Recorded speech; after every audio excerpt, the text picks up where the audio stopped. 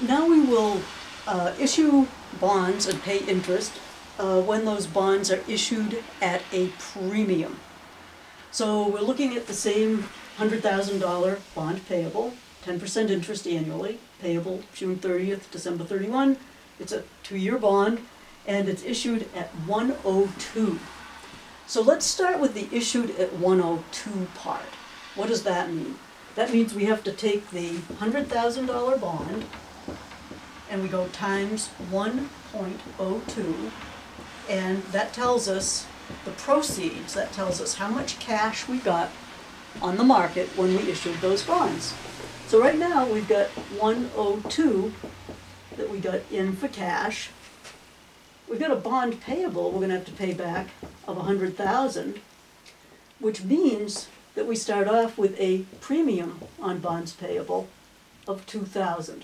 So let's see what that looks like in a journal entry. We'll just call this 1-1. We got some cash of 102. Okay, get rid of this. We've got our bond payable of 100,000, and we've got a premium on bonds payable of the 2,000. All right, so that's the story so far.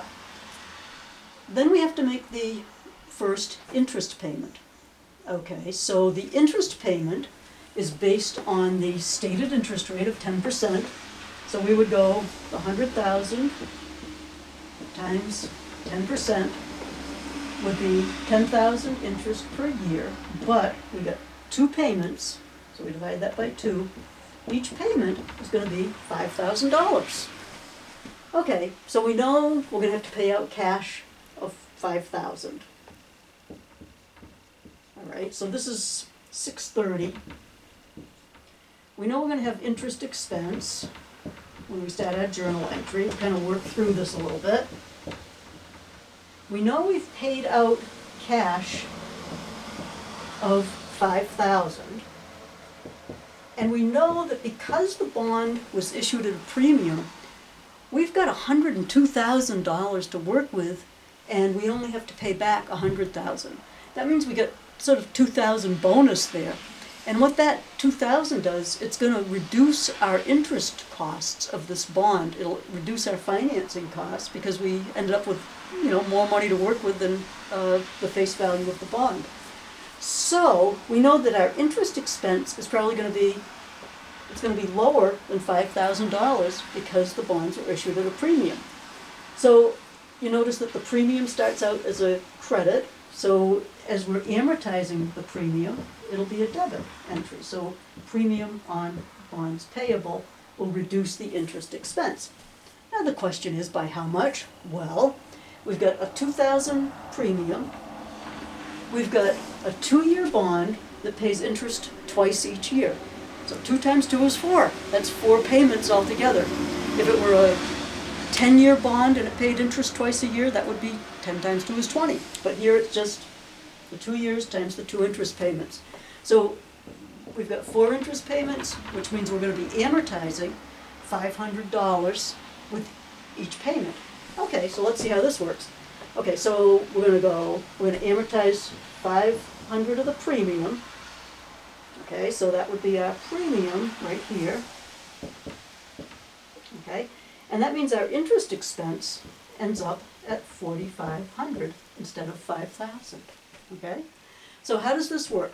We've got interest expense up here, and our interest expense is the $5,000. Okay, so we would have gone interest expense $5,000, cash $5,000. All right, but then we amortized some of the premium. So we went premium on bond payable, and that reduces the interest expense. So 5,000 minus the 500 gives you 4,500. And this interest journal entry would be the same for all 4 payments.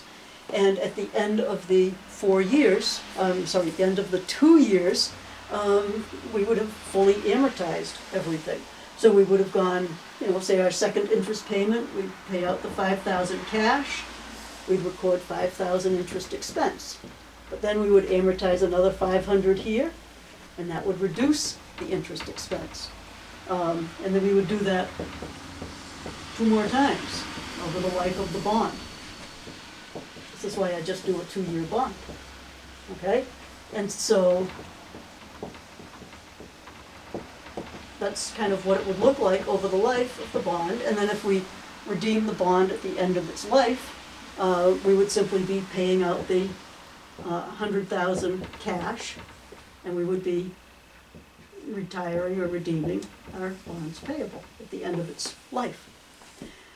Okay, so a couple of different calculations to keep in mind, and it's you kind of have to remember what you're doing here. Calculating the interest, that's going to be the face value of the bond times the stated interest rate, and then if you've got 2 payments a year, you divide it by 2, and that gives you the amount of interest. To compute the amount of premium that gets amortized with each payment, you start with a premium on bonds payable, and you divide it by the number of interest periods in the bond, which is going to be the number of years in the bond times the number of payments each year. So in this case, that's 4, and so we're going to amortize 2,000 divided by 4 with each interest payment. And I think that's about as bad as that one gets. Okay, so that's our bonds payable issued at a premium.